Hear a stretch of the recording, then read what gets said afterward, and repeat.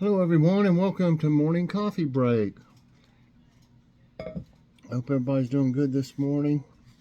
Something on my hat. Probably cat hair floating all over the place. She's been shedding like crazy. We brushed her. Man, I bet we got, I don't know, a big wad of hair, after combing her all out. I'd say if we did it again, we'd probably get a bunch more. She's just so fluffy in the winter. And then she, of course, loses some of it in the summer. Well, today's Tuesday, May 23rd. Currently it's 66 degrees. High today is 78. No chance of rain and winds at 5 miles per hour. I didn't think about it rained the other day, but not real hard. But, I'd put that cayenne pepper down to keep the chipmunks out of there. And I guess, I didn't think about the rain, making it like dissolve. So basically, I guess it was kind of gone. And yesterday morning, when I went out there, another chipmunk had got in. You could see plain as day where it dug underneath my fence and went straight for my peas. I just planted some that day, I guess, the same day. And no, the day before, that evening. And I had about 6 of them had germinated and had little sprouts about this big. And they were all gone. It didn't eat my green bean sprouts or my cucumber sprouts, but it ate all the pea sprouts. So I had to put more in there, and then I ran out of cayenne pepper. I got the hiccups. I ran out of cayenne pepper, and we had to go get some. I had enough to put some down, but I'm going to have to think, if it rains, it's going to be gone, and they didn't get into it. From the day that I put it around it, they didn't get into it, and they only got in. Only one or whatever got into it. I don't know how many is getting in there. After it rained and dissolved it, I guess it wasn't a very much of a deterrent. There's Kitty. She just went in the chair there. So I'll have to make sure that if it rains, that I put it down after it rains, or it's going to be ineffective. But I can't believe it didn't eat the other stuff. Usually, when I had the green beans over here against the house, that was year before last, every time they came up, they would eat them. They would eat the sprouts. So, still a little bit aggravated, but I've got enough to plant maybe once or twice more if it happens again, but I'm going to keep cayenne down all the time, even if it costs a little bit to get it. Today there'll be a Let's Take a Walk with Kitty. A lot of y'all probably haven't seen, because haven't done it since last summer. We've got a stroller that's made for cats, and it's got, you pull the thing over the back that for the shade, and then you pull this thing up to the front, from the front of it, that has a netting, and then you zip it, and she can't get out. So I took her for a walk, and she was so excited. I wish I could have recorded when I showed her the stroller and said let's go outside. I'm surprised she didn't start meowing now. But as soon as she saw that stroller, she started meowing like crazy, and she got up against it, rubbing on it and stuff. So she knew what I was talking about. And then what's even cuter, I know she had a really good time. And then last night, after we got back in, within an hour, it was kind of late, I think. Within an hour, she was in her stroller, just laying in there. She slept in there until early in the morning. So I don't know if she's trying to say, hey, let's go for another walk, or she just loved it that much she wanted to sleep in it, because she hasn't slept in the stroller in about a month or something like that. And then it's funny that she did right after we went for a walk. She's smart as a whip. Okay. We mowed yesterday, and it was pretty warm. And I'll have to weed eat in a few days, but got this big old hill back here, the bank as we call it. Got it mowed too. Got everything mowed, and cleaned my mower. Turn it over outside and brush all the, use the hose and brush. You have to use a brush to get a lot of that dead grass that's stuck on it. Cleaned it and everything. So we didn't end up eating the fish. We ended up getting pals. And that, see what things can happen. I really planned on fixing it, but I was so tired, and I'm tired and sore today. I thought after I started doing it, it wouldn't bother me as much. Well, I do remember the first time that I mowed it this year, I was more sore than I am this time, but I'm really still sore. My joints and stuff, I've got arthritis from my Crohn's disease. It affects all your joints, and I've got arthritis, and especially my right hand. I can tell after I mow, having to hold that and push it around, it really is sore. But, I'm getting some exercise, and I definitely need that. I just was thinking maybe by the third of, it's been about, let's see, we've mowed about 5 or 6 times. I figured by now I'd be able to just, do it and it wouldn't really kill me. But like I said, I really need the exercise. I took breaks. Joy got a little mad because she told me to take a break one time. She said I looked really tired, and I was. But the thing about it is, I was done with all of this around here and all the way around the front, and we were on the last part of it.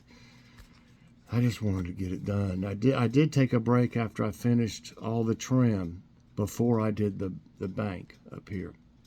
I took a nice long break and drank some water and stuff, and then went out and tackled it. But she said, I tell you to take a break, you take a break. So I probably should have. I just wanted to get done, So anyway, supposed to have this fish and shrimp this time and salam fries. Nothing's ever set in concrete around here. I'll just say that's our idea for supper, in case it changes. But really, neither one of us didn't feel like fixing anything yesterday after we were done. Okay, we got some tidbits, everybody. You never know if they're going to have many or how interesting they might have, might be, I mean. So I did find some that seemed interesting. This one, a climber survives terrifying 1,000-foot fall in Denali National Park. 1,000-foot fall, and he survived. A climber is recovering after a terrifying fall of over 1,000 feet in Alaska's Denali National Park. God was with him. Tatsudo Hatanaka slipped from 16,200 foot on Peters Glacier while climbing with a partner. It took 3 hours for the partner to get help. Rescue attempts were further hindered by thick clouds. After a deep search, Hatanaka was found at 15,100 feet. Wow. I keep thinking, whatever happened to that actor? What was his name? I got it wrong one time. I'm not for sure if it's Julian Sands. Was that his name that was missing? It was in the winter, pretty much still. And I wonder if they ever found him. Have any of y'all heard that they found him, after the snow should be starting to melt now. They should be able to get up in there. That's why they couldn't search for him good. I never have heard anything else. If y'all have, let me know, please. I'm very curious what happened.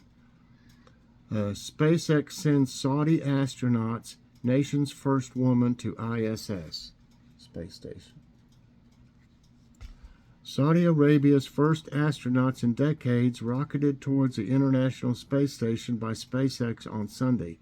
The team of 4, led by a retired NASA astronaut, started their trip from Kennedy Space Center in Florida.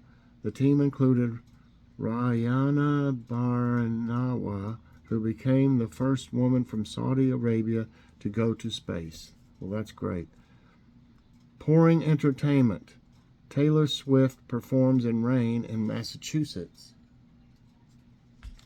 On Saturday, May 20, Taylor Swift powered through and performed her full set list despite the pouring rain at Gillette Stadium in Foxborough, Massachusetts. The pop star, who was on her Eras Tour show, called it the rainiest rain show that ever rain showed. Ever, ever, ever. She later took to Twitter to thank the crowd for a memorable evening. Did you get that one? I did. Meteor lights up sky, crashes in Australia's North Queensland. What's that supposed to be, like a witch or something watching the meteor? It's kind of weird. Australian scientists have confirmed that a meteor crashed in North Queensland over the weekend. People across the country had reported spotting bright flash in the sky, and many had even shared videos and pictures on social media. Based on the brightness, experts have estimated that it was probably 19 to 39 inches in size. It's a meteor. It's a meteor.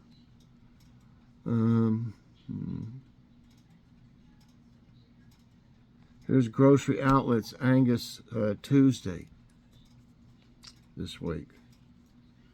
And it is London broil. This is all Angus, $3.99 a pound, and lean ground round, $3.39 a pound for 3 pounds or more. Wow. That looks good, whatever they fixed there with it. Looks like chili or something. Chili with some like parsley on it. Who puts parsley on their chili? Really? Y'all always put parsley on yours after it's fixed? I guess that's just for looks. Okay.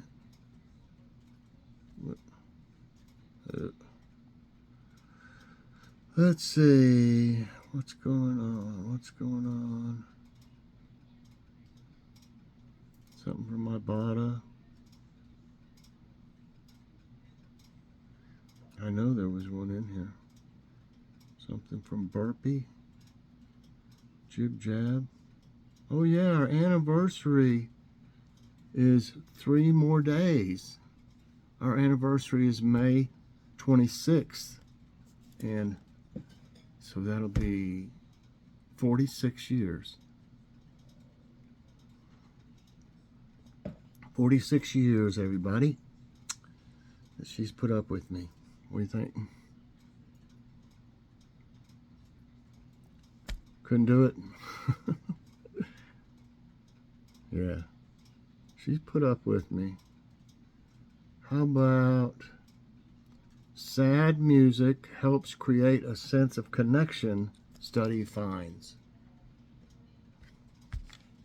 In his 2005 hit song, Daniel Porter laments about someone having a bad day, crooning, "You had a bad day, you're taking one down, you sing a sad song just to turn it around." I didn't sing that very good. The concept, listening to sad songs to find relief from sadness, and I don't know how that song actually went, I just kind of made that up from what it said. I'm sure it's the real song sounds different. In the Journal of Aesthetic Education has some answers for why we find unique catharsis in melancholy music. The blues, maybe, or something? Dun, dun, dun, dun, dun. First, the researchers looked at the value of sad conversations, da, da, da, da, da, In the case of conversations, the answer seems to be that expressing sadness creates a sense of genuine connection, they write. We propose that sad music can also have this type of value. Listening to a sad song can give one a sense of genuine connection. To test the hypothesis, they conducted 2 experiments, each with over 400 participants. The first, in which participants were given song descriptions and asked whether each embodies what music is all about, found that people valued emotionally complex music over the technically flawless. In the second experiment, the researchers found that people mostly associated emotions like sadness, sorrow, and loneliness with what music is all about. Those same emotions, they said, are those that make us feel connected to our fellow humans. Let's see. Wow, Singapore Airlines gives staff up to 8 months salary bonus after record profits. Well, that's nice of them. Very nice.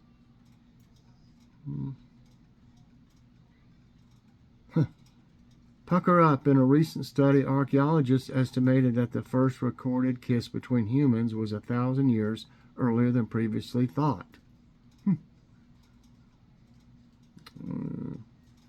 Researchers found a new and potentially less invasive treatment for HPV-caused cancers using microwave. I don't know if that's my floaters or gnat. Using microwaves to destroy affected cells. That's interesting.